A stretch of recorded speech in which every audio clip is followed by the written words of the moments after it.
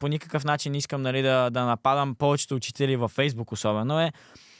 Майка прави пост във Фейсбук. Здравейте, търся примерно учител по математика онлайн за детето ми, което е 6-ти клас. И гледаш 150 коментара.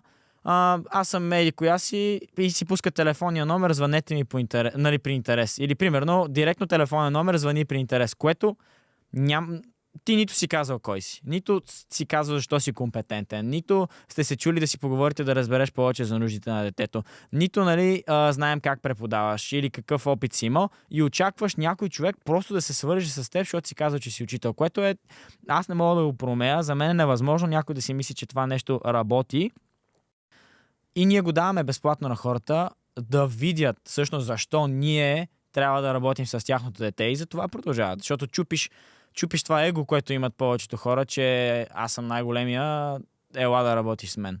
И те за това нямат и ученици, понеже мисля, че така стават нещата.